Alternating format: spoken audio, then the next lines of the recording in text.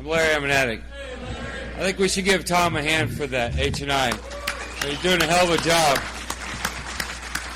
And real quick, before I introduce Brownie, I'd like to share that I've been a volunteer and I've been to that prison, and to see the hope and the desperation in those guys' eyes, and they'd love to see you come in there. So if you get a chance, if Tom or Glenn or Bill or any of them guys ask you to go, you should do it, man, because it does something to me. It's really awesome. So thanks again, Tom. I thought that was really great. Brownie, I met this guy, it's 8 years ago. Kobe and I went to New York City to a convention, and I said, Kobe, where are we going to stay? And he says, well, I'm going to stay at this guy's house named Brownie. And I said, okay. And so we get off the airplane, and I see this guy walking down the hallway. I said, oh, my God, he's high right now. And, he was all wild looking, and I said, this is our ride, Kobe? He goes, yeah, it'll be all right. It'll be all right. Tony D sent him. It'll be cool. So I said, fuck, he looks like he just came out from under a bridge. And then later on, when I met him and learned him, he did come out from under a bridge. And but you know what, man? This guy has really touched my life. He stopped his life for 4 days, took Kobe and I all over New York City. And I don't know if you've ever been to a strange city and not knew anybody there. Maybe you've been to a convention and you have to take a taxi everywhere. This guy showed us New York City in 4 days. He took us everywhere. He made us speak at every group we went to. We went to Ground Zero. We went to Times Square. The whole city, everywhere. And, it was really great, And I don't know, over the years, Brownie and I we had a connection somehow. And he ended up letting us stay at his house. And, we crashed at his house. And so before when I was using, if I met somebody like that and they let me crash at their house, I would have stole everything they had. And this guy took us in, like nothing. So no, I didn't take too much, just a few little things. Whatever I could get in my suitcase. But you know what, man, this guy, we've really built a great relationship with this guy. And he's became my traveling partner. He's became my friend in NA. He is truly all about Narcotics Anonymous. He lives, breathes. He's all about the traditions, the steps. And this guy he's came from a lot of us. He's came from the bottom of the barrel, and he's worked and scratched and clawed his way up to the top. And I'm really proud of him, and I love you, Brownie. Come on up, tell your story.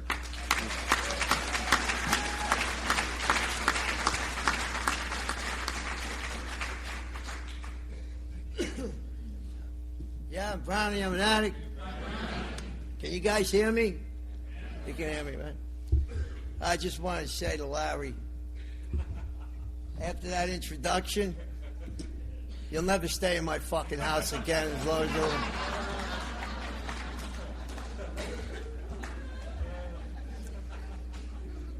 you're... I want to congratulate the members of the MKACNA Area Convention Committee of Narcotics Anonymous for their dedication and their selfless service in providing a venue to fulfill our primary purpose, which is to carry the message to the addict who still suffers. I was involved with my home area, which is the Western Queens area of Narcotics Anonymous, with our first convention. We just had it. It was March 7th, 8th, and 9th of last month. And it was a commitment. When I took it, I thought it was going to be a 1-year commitment. It turned out to be a 4-year commitment. And I know the sacrifice, the dedication, the perseverance, and just the compassion that you have to have for a sick and suffering addict to be involved in something like that. So I want to commend the members that did this convention for having all those principles in their life. And I want to congratulate you guys.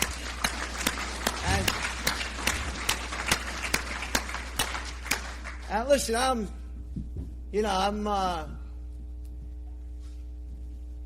I'm a grateful addict. I'm very, very grateful. My life has been a miracle since I walked into Narcotics Anonymous.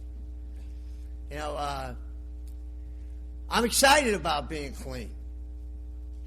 Being clean is exciting to me. And I'm enthusiastic about it. And I try and be enthusiastic about my recovery because I feel that enthusiasm is the purest form of gratitude, and that it's contagious to the newcomer. There's nothing that makes me more depressed or sick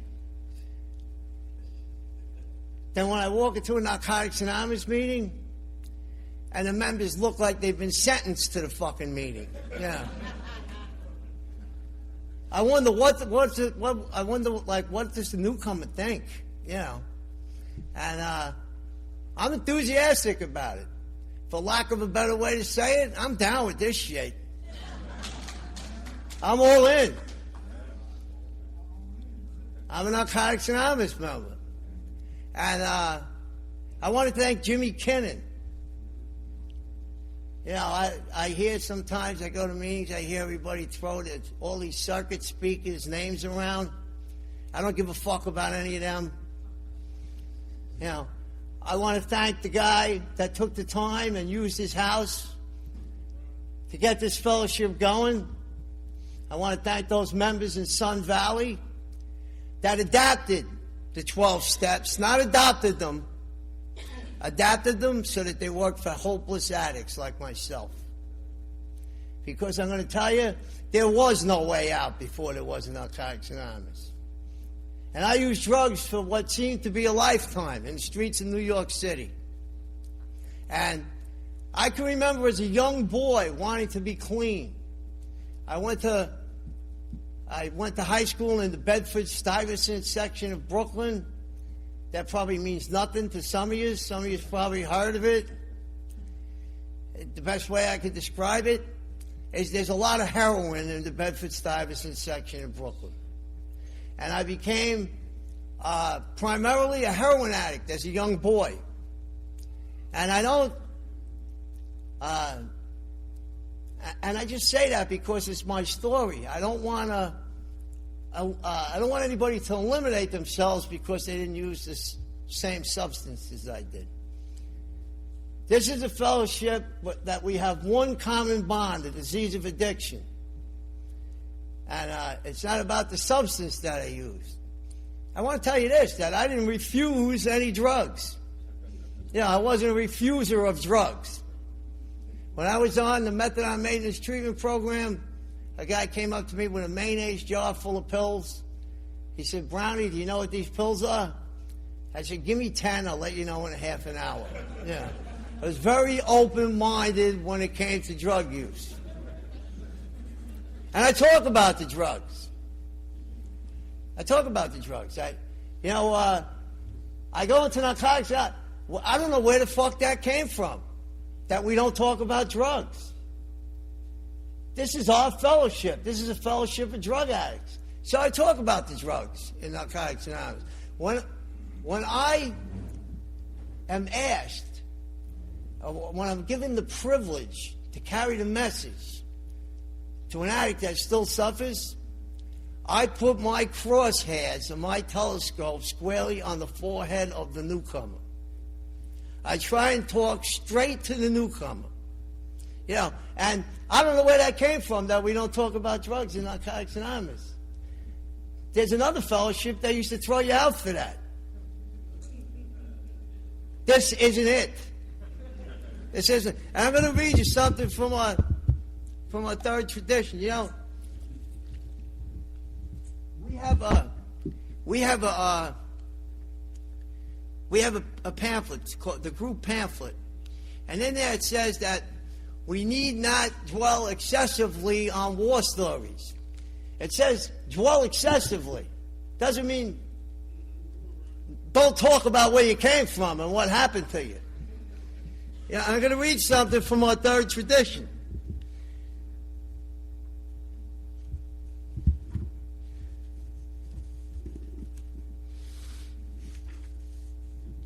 It says, although our third tradition is written simply, we know that when it talks about a desire to stop using, it means using drugs. We understand that Narcotics Anonymous is a program of recovery for drug addicts. Thank God for that. Although addiction takes on a broader meaning for many of us as we continue in recovery, and it has for me, it's important to remember that we first came to Narcotics Anonymous because of our drug problem. If new members, and there we are back to the newcomer again, are to feel that they belong in Narcotics Anonymous, they need to hear something they can identify with. They find that identification in the fellowship of recovering addicts in Narcotics Anonymous. And I go into meetings now and people tell you that you can't curse. This is a spiritual program. It's okay to say fuck here. Yeah. I'm going to share my experience. When I walked into my first Narcotics Anonymous meeting, the guy was talking about heroin and he said fuck. I remember thinking, this guy knows what he's talking about. So, I try not to get into the arrogance that I've moved so far in recovery that I shoot over the head of the newcomer. I try and keep the newcomer in mind when I carry the message. Because this message is a precious gift. It's a miracle. It's something that I don't want, that I've been given. I've been given a precious gift, and I don't want it to go over the head of the person that I'm supposed to be giving it to. And here, I'm going to tell you a little bit about my story. I was a hopeless drug addict. Basically, I told you my choice of drug was. And I can remember wanting to be clean as a young boy. And I can remember looking for a way to get clean, and there was no way to get clean. And I remember, going to all kinds of different treatment programs. And I started to realize that society was more baffled about what was wrong with me than I was. I remember one time, I had gotten arrested. They let me out they released me to an outpatient drug program. They always send you outpatient, 5 times a week, outpatient. This way you never get into a Narcotics Anonymous meeting. You're so busy going to outpatient that they're guaranteed to get you back so they can charge your insurance again. Yeah. So I was going to outpatient. And on my way out of the outpatient program, there was a little Korean doctor standing by the door. And he said to me, Mr. Brown, he said, we have no treatment for heroin addiction. He said, you look like excellent candidate for such treatment. So I said to him, well, what is it? He said, we call acupuncture. So I said to him, now I had been through all kinds of treatment, and I had no faith in any kind of treatment. Here was my question. Do you accept Medicaid? That was my question all the time, yeah. I wanted to know if they accepted Medicaid. So he said, he took me into his office, and believe me, I was hopeless, and I was desperate. And I wanted anything to work. I was willing to try anything. And the guy drilled a hole through the top of my ear, and he put a metal pin in my ear. And I'll never forget what he said to me, because I so desperately wanted it to be the truth. I wanted it to work. He said to me, when urge to use heroin come over you, he said, spin the metal pin in ear. He said, stimulate production of endorphins in system, And he said, urge to use, go away. And I remember looking at him, and I remember thinking, this motherfucker looks like he knows what he's talking about. And I left his office. I left his office at 12 noon. At 12:30, I was in the shooting gallery on Pickett Avenue in East New York, Brooklyn, like this. And I remember the guy in the shooting gallery said to me, what the fuck is that thing in your ear? And I continued to use, and then he said to me, hey, you think you could get me one of them? Where'd you get that?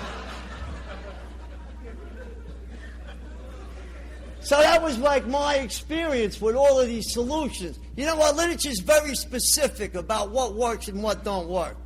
We read it at the beginning of every meeting. We say, many of us ended up in jail. And I heard what the guys in jail said. I like the guy who said it was a fucking snake pit. I'll go with that one.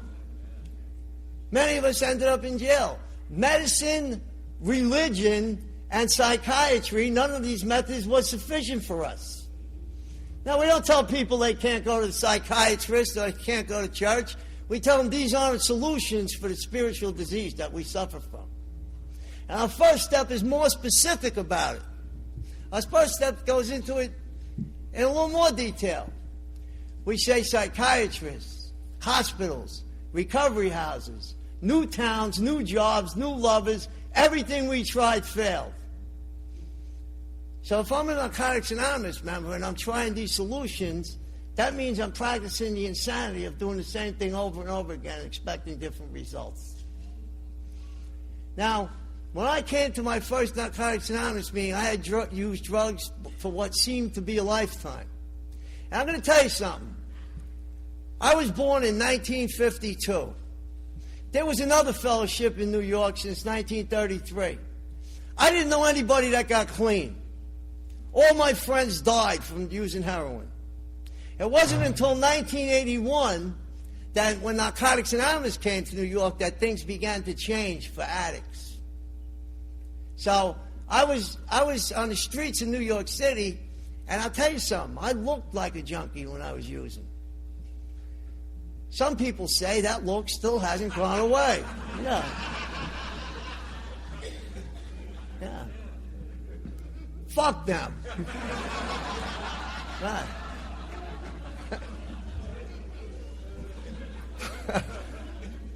But I was standing somewhere on the street in New York City, and Narcotics Anonymous, this was about maybe 1985, and Narcotics Anonymous was fairly new in New York City, and someone must have seen me and said, get a look at this guy, like, just push him in there. And I ended up inside a Narcotics Anonymous meeting. And let me tell you something, I don't know how I got there. And I don't remember anything anybody said. I don't remember who the speaker was. I was high. I want to let anybody in this meeting know, if you got high today, that you're a member of Narcotics Anonymous.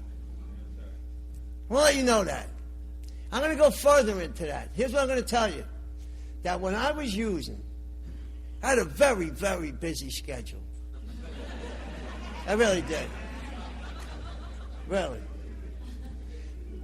Between stealing, selling what I stole, sneaking on the subway with whatever I stole, trying to sell it to people that only wanted to give me $2 for it, going from cop spot to cop spot, trying to find one that was open, dodging the detectives, dodging the warrant squad, having no place to live, out in the winter in the freezing cold.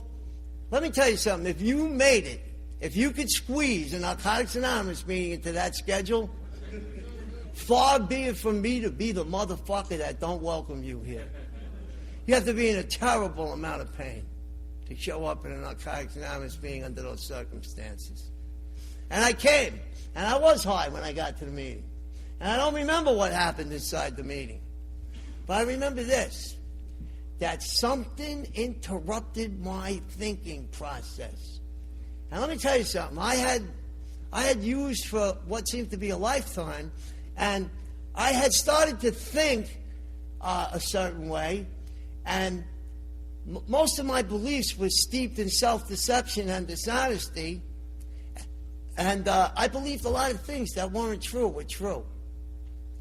And we say we had most of our information was we were misinformed people. We were misinformed by misinformed people. That was my case. And when I think back to the way I thought when I first got to Narcotics Anonymous, some of the things that I believed seem totally bizarre to me now. They really seem bizarre. I had a fucked up thinking process. One of the things that I believed was that if you had teeth, that you were the police. I believed that. I really thought that healthy people that had teeth, they must be the police. Yeah. And let me tell you something. In that first meeting, I seen people that looked happy. They looked healthy. I heard one guy say he was dressed nice. He had a gold chain around his neck. He said he hadn't used. He was a career heroin addict. He hadn't shot up in 4 years. And I remember thinking, I don't know about that. Because let me tell you something. The thought of not using was totally inconceivable to me. And I had a hard time believing when people said I can remember asking a guy outside the meeting, you mean you don't use nothing? How could that be? You know, I didn't know anybody that didn't use nothing. I thought that was impossible. I thought the concept of total abstinence was the most bizarre fucking thing I ever heard in my entire life. And when I started to go to the meetings, you know, they put an interruption in my thinking process, and I started attending Narcotics Anonymous meetings. And I wish I could tell you, you know, that I've been clean ever since then. But here's what happened to me. I had been conditioned by society's solutions to believe that there was something wrong with me that no one understood and that could never be fixed. And I thought I suffered from a hopeless condition. That there could never be a reprieve from what I suffered from. And I remembered that everyone who tried to treat me was looking for some kind of money. Seemed to be at the bottom of all the kinds of treatment. Listen, I remember I was living homeless in the Hunts Point section of the South Bronx. It's a notorious section of the South Bronx. I was living homeless there. And I had been using for about 25 years. And I used till my teeth fell out, till my hands were covered with sores. My pants were covered with blood from shooting up.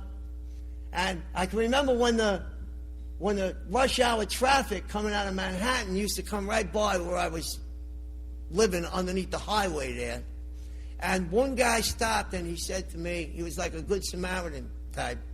He said to me, look, buddy, you need fucking help. He said, if you're here tomorrow at this time, he said, I'll take you to a hospital. So the next day came by. I just happened to still be there. I wasn't waiting for him. Yeah, just happened to still be there. He took me to a hospital in the Bronx. And I remember when I got to the hospital, I looked like I was shot out of a cannon. You know, I had a full beard, my teeth were rotting out. By the way, I have an AIDS diagnosis for over 25 years. So I wasn't looking too spry and chipper when I wasn't eating and running around the street. And I remember when I got to the hospital, there was a guy. He was dressed in a suit. He had glasses on like this. He had a bunch of paperwork in front of him. I was standing there in front of him. I stunk. And I remember he was looking around on the papers, shuffling the paper. And he looked up at me and said, what kind of insurance do you have? And I remember thinking, this guy just don't get it. I wanted to tell him, Lloyd's of London, motherfucker. Yeah. And it wasn't until I got to Narcotics Anonymous that I met people that didn't care what I had. They didn't give a shit what I had. And one of them first meetings, and I had that meeting list, I went to a Narcotics Anonymous meeting, and I was always cold and tired and hungry and broke and lonely and desperate. And I just wanted to get out of what I was in, and I really didn't care how it stopped. And I can remember being very, very confused. And that feeling of hopelessness was embedded in the fiber of my being. And I can remember a guy pulled me out of my seat at one of them meetings, and he had a brown paper bag, and inside the brown paper bag he had a pound of ham, he had half a pound of Swiss cheese, and he had some rolls. And he took me out of my chair, and he brought me into the back of the meeting in the pantry of the church, and he made me a ham and Swiss cheese sandwich on a roll. And I ate the ham and Swiss cheese sandwich. He made himself one, too. And I ate the ham and Swiss cheese sandwich, and I started talking to him. And he started talking to me about the places he'd been, the things he'd done, the institutions he had been in, the drugs he used. And he told me what his life was like now in recovery. And for the first time, I got the feeling, for the first time in my life, that I had met someone who understood what was wrong with me. And you know, we say in Narcotics Anonymous that the spiritual essence of this program is one addict helping another. And that's what I'm here to talk about tonight. I'm talking about service work. I'm reaching out to people. And I started coming to Narcotics Anonymous meetings, and I came to meeting for must have been about 4 years before I got the balls up to stop using. No one ever told me I wasn't welcome in the meeting. People encouraged me. They said nice things to me. They helped me in whatever way they could.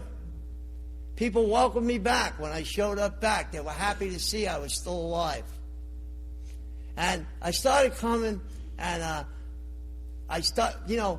back in the 80s, there was a lot of goodwill in the fellowship. There was more goodwill than there seems to be now. Now we have a lot more. The fellowship is anchored in a lot more literature. But back then, sometimes the only thing that stood between you and your next shot of dope was the addict sitting next to you in the meeting. So there was a lot of camaraderie in the meeting, and there was a lot of goodwill. And I had no place to live. And sometimes people would let me stay in their house. And unlike Larry, I would never steal anything out of anybody's house. I wanted to be welcomed back, yeah. And I started coming to meetings, and I was using, and I started listening to what the members shared about using drugs, and the truth started to become apparent to me. I would go out and use and prove that what they said was the truth. And then I would come back into the meeting, and I started to develop the principle of self-honesty. And one guy had me sleeping in his boiler room. He had a bed in the boiler room in the basement of his building, and in the boiler room I had a TV set. And I had my first, awakening after I had a relapse, and I came back into that boiler room. The TV show, The Wheel of Fortune, was on the TV. And I had just used and listened to the people say what the truth was, and I came back to the guy's house, and I was down there, and a woman on the Wheel of Fortune won a cruise to the Caribbean. And I remember thinking, well, that's never happened to me. But I remember identifying with the Wheel of Fortune, because I remember thinking, my life is like this TV show. Only the slots on the wheel say Rikers Island, detox, mental institution, rehab, multiple arrests, emergency room. And when I pick up a shot or a drink or smoke some crack, I spin the wheel. And congratulations, Mr. Brown, you want a winter vacation in the South Bronx. You'll be touring the vacant lots, abandoned buildings, and shooting galleries of the scenic South Bronx while staying in your deluxe accommodations underneath the Bruckner Expressway. And Vanna, show Brownie what he's won.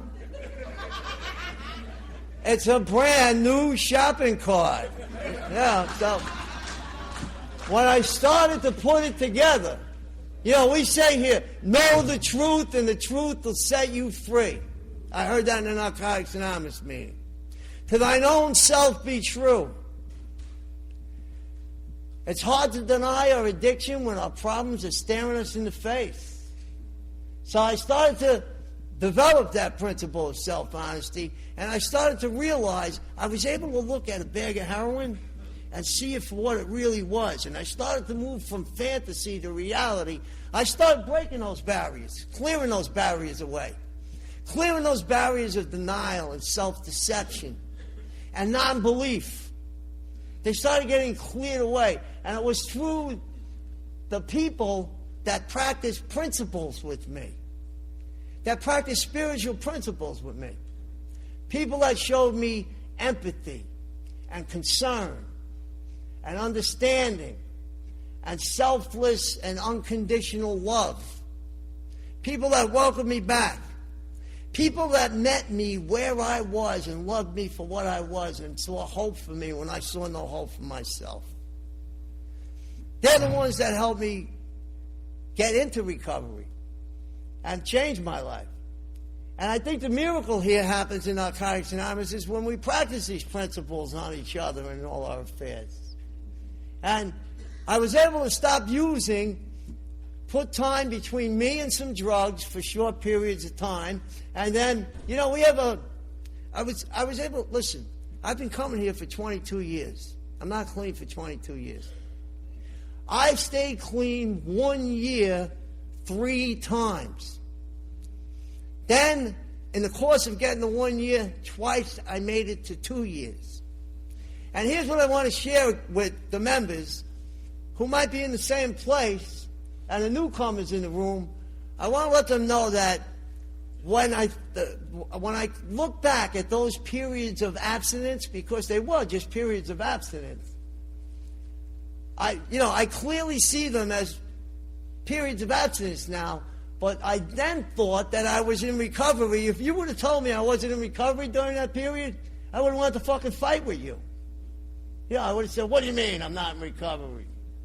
But here's what I noticed about those periods of abstinence.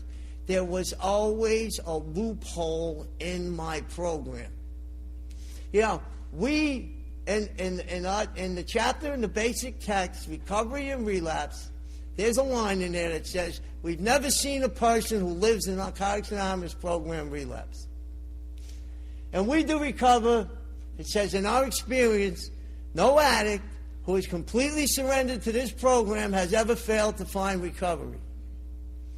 That means that if I have a home group, a sponsor, I'm involved in 12-step work, I sponsor people. If I'm reading the literature, I'm involved in service. I make meetings, I make phone calls, and I use drugs, that means I'd be the first person. Listen, when I went to that Chinese guy and he told me to spin the pin in my ear, he didn't make me no fucking promises like that. And you know, we have a message here, a beautiful message in Narcotics Anonymous, a message of hope, a promise of freedom, that any addict can stop using, lose the desire to use, and find a new way to live. That's what I found here in Narcotics Anonymous. And, you know, there was a couple of years there where when I kept having those relapses, there was always a loophole in my program. I either didn't have a sponsor or I didn't work the steps. It wasn't about what was going on in my life, because my life was a catastrophe. Yeah, my life was a catastrophe. What I knew about living before I got to Narcotics Anonymous nearly killed me. And it was no different after the drugs were gone. What I knew about living continued to almost kill me after I got here. So I learned like this. I was clean 2 years for the second time. I had no sponsor. I wasn't working the steps. And I ended up using drugs again. I got arrested in Manhattan. In Manhattan, the jail, the city jail back then was called the Tombs. They sent me to the Tombs. I was waiting arraignment for arraignment in the Tombs in the bullpen with 30 other guys in the bullpen, waiting for arraignment. Now, in the years I had been a Narcotics Anonymous member, I had learned to make simple observations. And we say a good recovery requires observation. We need to observe what works and what don't work. I made a simple observation in the bullpen. I observed that none of the other 30 guys in the bullpen had a sponsor or worked the steps neither. And I began to catch on like that. And you know what we say, when you do what you've always done, you get what you've always got. And our sixth step tells us that we know we're growing when we begin to make new mistakes instead of repeating the same ones that we've always been repeating over and over again. You know, and I used to come into the meeting and I would pick out the guy. I'd say, this guy, what do you mean I need a sponsor? This guy has 18 years. He's got no sponsor. He hasn't worked the steps. Well, I'm here to share this with you. Here's what I know about that guy today. He's not me. I can't do what he does. Relapse defined for me in clear and certain terms who I am as an addict and what I needed to do to stay clean. So I got a sponsor. I got involved with the 12 steps. I used the Narcotics Anonymous literature. 12, the Narcotics Anonymous step working guides. I hear people now, they call it the flat book. I don't call it the flat book because I don't want to eliminate Narcotics Anonymous from the title of the book. The guys who worked on the book, they named it the Narcotics Anonymous Step Working Guide. That's good enough for me. Yeah. I wasn't on the fucking committee. I'm the guy that lived under the highway in the South Bronx. And you know what? I attend Narcotics Anonymous meetings. And just making meetings wasn't enough for me to stay clean. I had to surrender to the whole program. You know, we have a pamphlet that says, welcome to the Narcotics Anonymous program. In there, it says that, it says you can get clean just by coming to meetings. But if you want to stay clean and be in recovery, you must be involved in the 12 steps. I'm here to share with you that I couldn't stay clean until I got involved in the 12 steps of this program. And the program works. What do we say? It works if you work it. It works if you don't work it. It probably just won't work for you. I hear that all the time in New York City. And I got involved in the program. And I started working steps. Now I sponsor people. I have a wonderful home group. My home group is a half a mile away. My home group is the day-by-day group. We meet in Woodside, Queens. A lot of these guys have been to my home group and spoke there and been a part of my home group. They know the members. There's people in this room tonight that have been to my home group. And my home group is like the driving passion in my life. It's really the place I love to be. It meets 5 days a week. We meet on Monday and Thursday from 11 a.m. to 12:30 p.m. And we meet on Tuesday, Wednesday, and Friday from 12 noon to 1:30 p.m. And it's really, it's a special, it's very, very rich spiritually, my home group.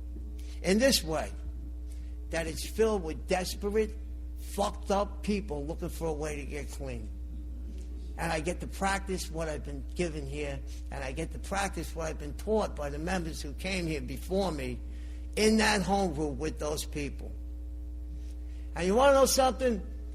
We can only keep what we have in Narcotics Anonymous by giving it away. I'm all in. I'm down with that. I spent a lot of my time around the desperate ones. I love being around the sick members.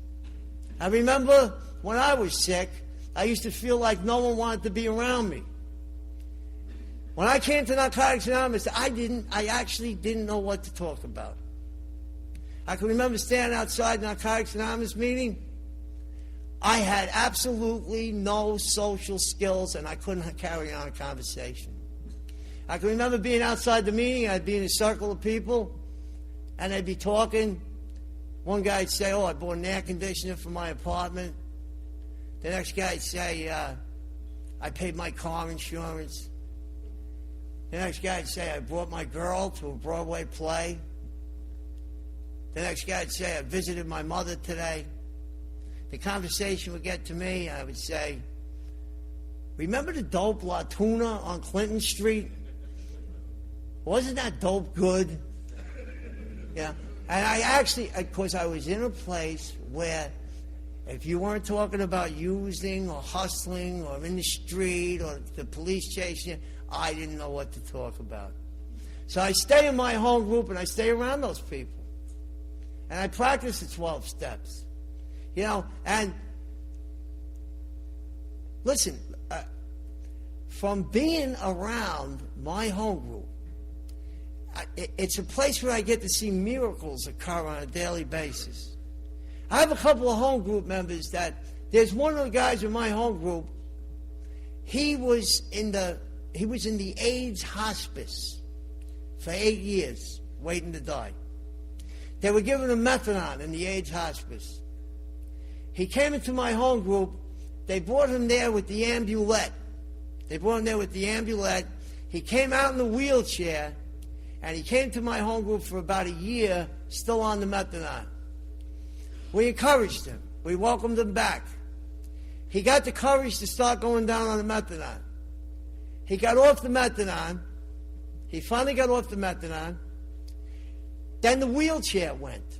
He started coming with a walker. After he was about 6 months clean, he started coming on crutches. I see this guy every day. I get to witness the miraculous turnabout. Our basic text says this miraculous turnabout is evidence of a spiritual awakening. I get my spiritual awakening at my home group. Listen, I'm in the trenches. I roll up my sleeves and I get the fuck in there. And this guy now, not only isn't he in the hospice no more, he's living free in society. He has his own apartment. His crutches are gone. He comes in with a gym bag now. He comes from the gym. And I'll tell you what, I'm a little jealous of the fucking guy now. Yeah. He comes in with a fucking gym bag.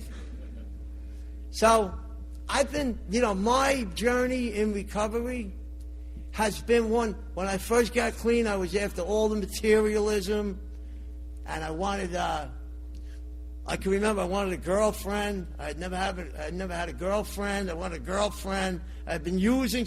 Listen, when you live under a highway, you have AIDS and no teeth, you don't have that many romantic relationships going on. Yeah.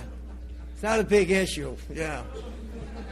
So when I got into recovery, and I got some teeth and all that, I can remember the guy said to me, get a sponsor. I said, I'm getting a girlfriend. Yeah.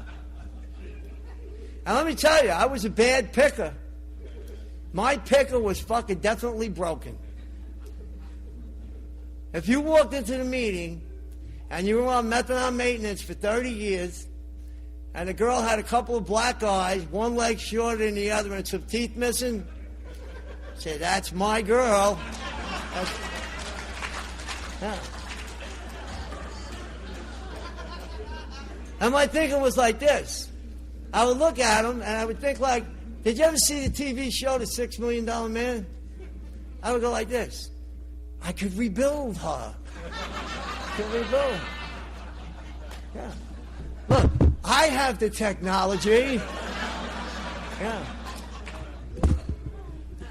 Look, I moved one girl into my apartment. I went through the whole thing with the relationship. I had one, I moved her into my apartment. She was being released from an institution on the weekends. I was waiting outside the institution with my car. And then I would bring her to the Narcotics Anonymous meeting like it was the drive-in movie. I remember one of the old timers in the meeting said to me, is that your girl there? I said, yeah. He said to me, isn't she in the institution?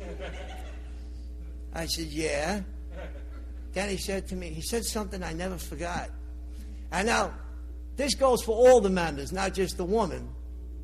Because the women get a little touchy, you know. The men, this goes for the men too. He said to me, do you realize what you're doing is like shopping in the dented can aisle of the supermarket? And I remember what I said to him. I said, watch it, motherfucker, that's my girl. Yeah. So I moved her in. I had her in my apartment, right? She's living in my apartment. She had no sponsor, no steps. I had no spirituality. I wasn't spiritually grounded in any kind of recovery. You know, we just used to go to meetings together. Do your nails. Let's go to the meeting. Yeah. Get your hair done for the meeting. Yeah, I was gravitated towards material. So the girl that I thought was so beautiful, let me tell you something. If you're in a relationship and there's no spiritual principles in that relationship, you face a rough road. Really. Things are going to be a little edgy and irritable around the breakfast table. She would get up and she would be like this. And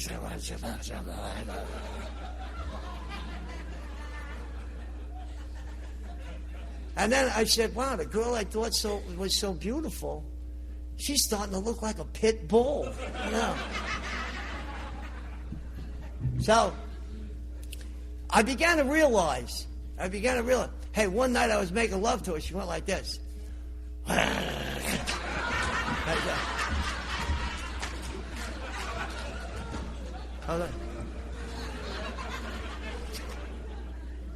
So I began to realize that no matter what I put in my life, without the principles of this program, acceptance, surrender, courage, trust, perseverance, humility, that no matter what came into my life, I wouldn't be able to manage it. It would drive me fucking nuts. So I'm involved in the program now. And I stay involved in the Narcotics Anonymous program. And I'm going to share a couple of stories with you that I haven't been in a romantic relationship in Narcotics Anonymous for 9 years and 8 months. And this is not by any coincidence. I'm clean 9 years and 8 months. I'm going to share that with you. Now I'm clean 9 years and 8 months. My relationship is with the 12-step working guide, service, my sponsees, you know, my home group. And let me tell you something. There's no fucking perfect members. I want to let the newcomers know this. That if you walk into a meeting and you meet someone that appears to be perfect, run for your fucking life. Really. Hightail it the fuck out of there. There's nothing more creepy than that. You know. Really. But since I've been involved in all of this stuff, you know, my life has taken a course provided by my higher power. And if I would have been in control of my life over the last 9 years and 8 months, a lot of wonderful things that have happened to me wouldn't have happened to me. And I'm going to share a story with you. You know, I've been all over the world now, halfway around the world, with Narcotics Anonymous. And not just as a speaker. Everybody wants to be a fucking speaker. Speakity, speakity, speakity, speakity. How about a nice big cup of shut the fuck up? Really. Really. Where's the girl who opened the convention? Her name was Holly. Is she in this room? She said something very important. She only spoke for about 5 minutes. She said something I really believe. You know what she said? She said, I'm not really into the speaking. I'm nervous and I'm not. She said, but I come from the best fucking home group in the world. Let me tell you something about this message. The message is meaningless unless you live it. If I wasn't in my home group with my sleeves rolled up, if I wasn't in and out of Rikers Island, if I didn't go on an H&I commitment wherever I've traveled, what the fuck would I be talking about up here? A lot of shit about me, I guess. What I got, what I've accomplished. One thing I've learned in Narcotics Anonymous, the 12 steps have made me ease the pain and confusion of living life without drugs, but the 12 traditions taught me something crystally clear, that it's not about fucking me in this fellowship. Believe me, it's not about me. And I've been blessed with a lot of stuff. They asked me to be... Now, the reason why I said that about the speaking is because I don't want to be a fucking speaker. I want to be a Narcotics Anonymous member. I want to feel that feeling of being spiritually refreshed and glad to be alive because of the service work I've done with hopeless, desperate people. That's what I want to feel. I'm eager to help people that are in the pits of despair. It gives me that feeling. My purpose, my self-worth has been grounded in my higher power's purpose. And not just from the fucking podium. And let me tell you something about speaking. It's no more important than the guy out there at the registration desk, the people that back there selling the water, the guy who hugs you when you come into a Narcotics Anonymous meeting, the person that makes the coffee is probably more important than the people that speak, because that takes some fucking action, not just lip service. You know, and but I've been blessed, and recently I was asked to go. I'm going to tell you like how my life has turned around, and how God took a hopeless, desperate addict and just used me for something I never would have imagined that I would have been used for in a billion years. And if I would have pursued my own selfish interests, it never would have happened to me here. When I surrendered to the Narcotics Anonymous program, we say when the addict stops using drugs, wonderful things happen. Miracles happen. So I was invited to Ireland. I was the banquet speaker at the Irish Regional Convention, which I really don't care that much about. But when I was in Ireland, my friend invited me to Belfast. He said, we're going into the prison in Belfast. He said, and we're going to meet my friend Duff. We're going to take the train up. It's a 5-hour train ride. We're going to meet my friend Duff. He's going to take us into the prison, Maghaberry Prison in Northern Ireland. And that's a maximum security prison. That's where they house the IRA, the terrorist groups and all of that. It's pretty well buttoned up when you go in there. So we took the train up there. The guy met us at the train station. He had 1.5 years clean. His name was Duff. I guess that's short for Duffy, right? So we're in Ireland, right? So he took us to the prison. Now, it was me, my friend Johnny Schertz from New Jersey, and my friend Paul O. from Dublin. On the way from the train station to the prison, I said to him, are we going to go and do an H&I to these prisoners? He said, no. I said, well, then what the fuck are we doing? He said, we're going to talk to the warden and all the staff members of the prison. So I said to him, don't you have a public information committee? He said, I do now. So he said, let me tell you something. It's better to be prepared than get prepared. You know what? All that work I had done, all that service I had been involved in, all of that familiarity with our 12 traditions and our 12 concepts, I was ready. I told him, let's go, motherfucker. Let's go in there. And he took us in. We went in. I was strip searched, mug-shotted. This is a real, because there's terrorists in the prison. Fingerprinted, hand scanned at 5 different checkpoints.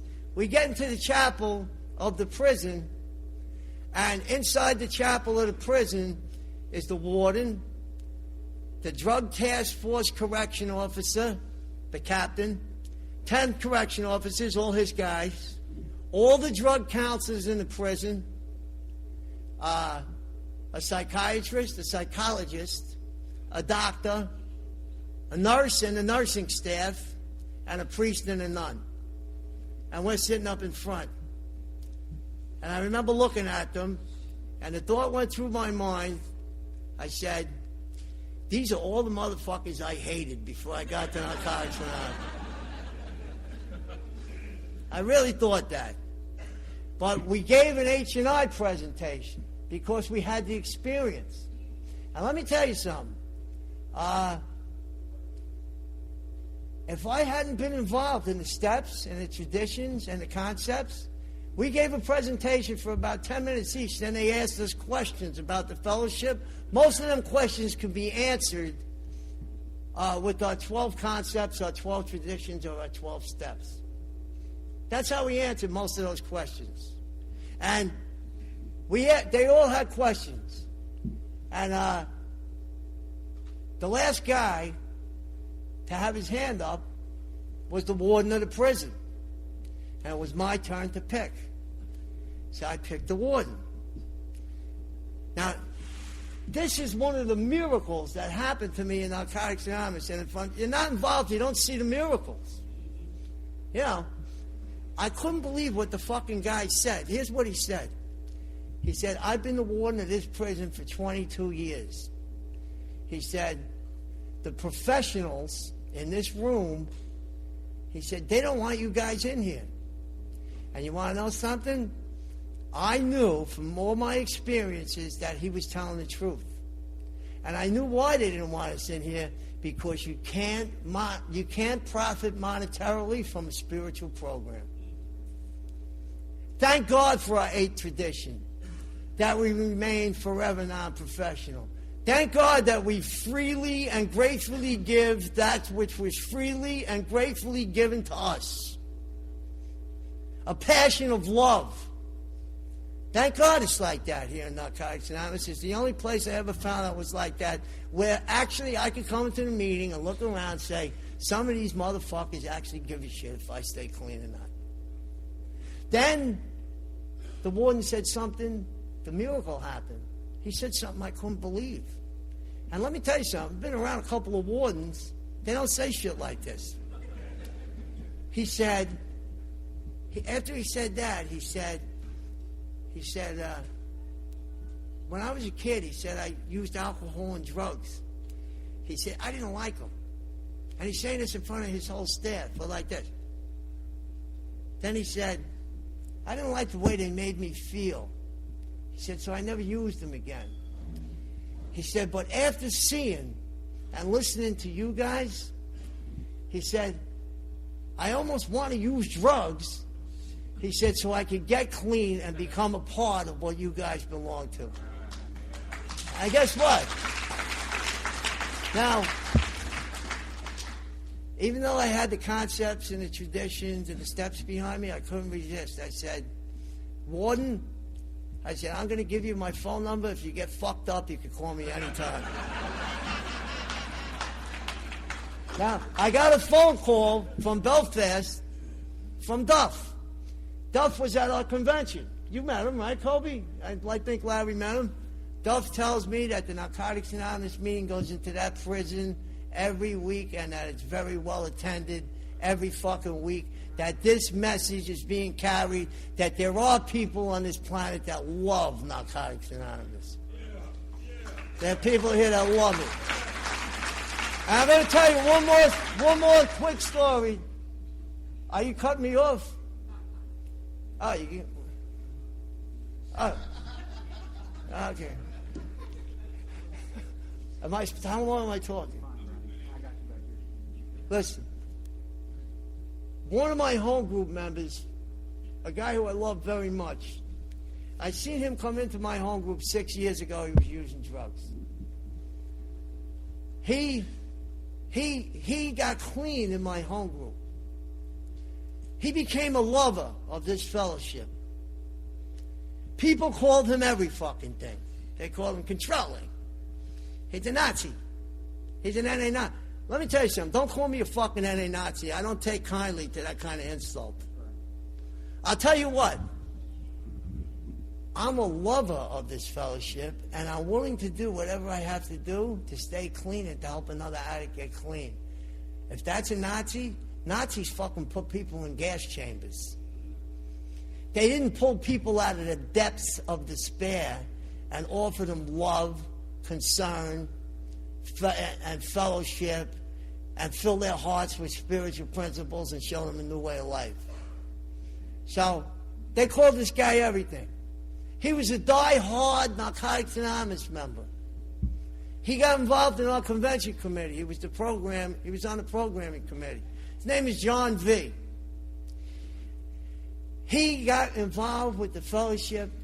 In my home group, I seen him touch the hearts of not hundreds, but thousands of addicts.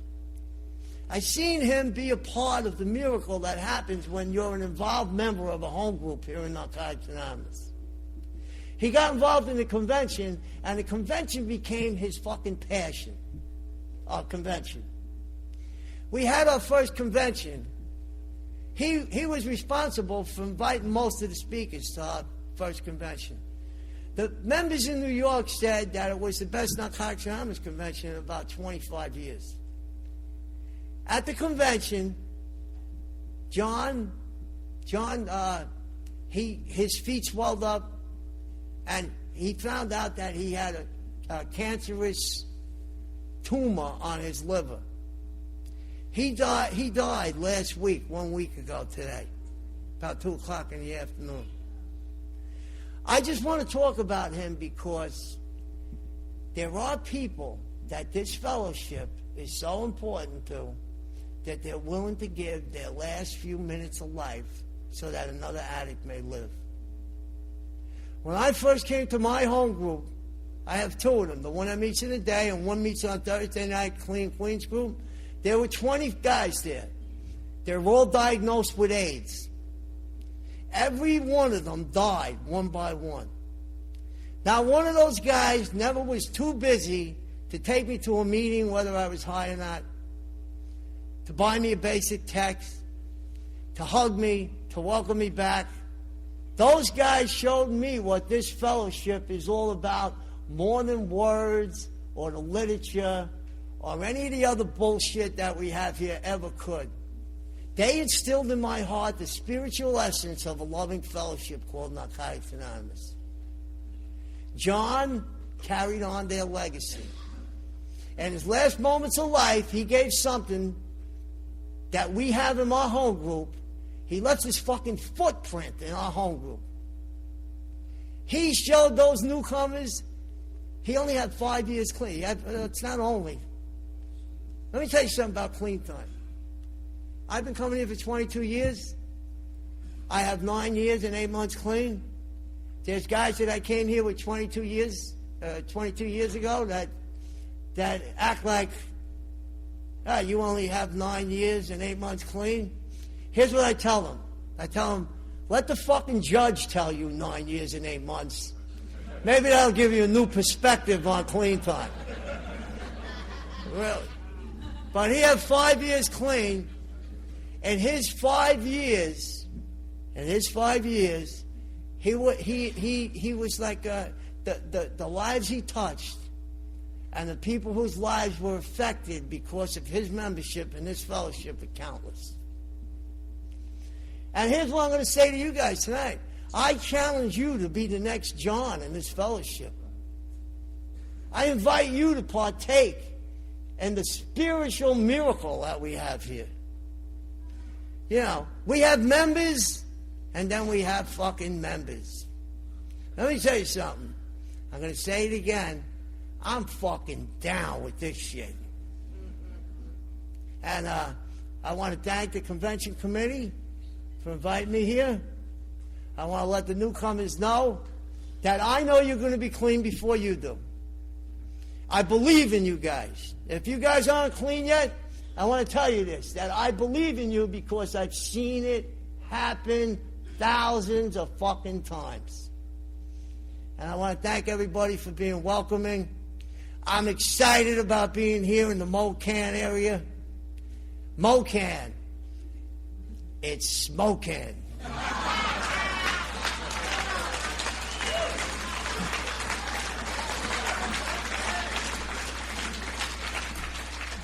Thanks for letting me share. Thank you.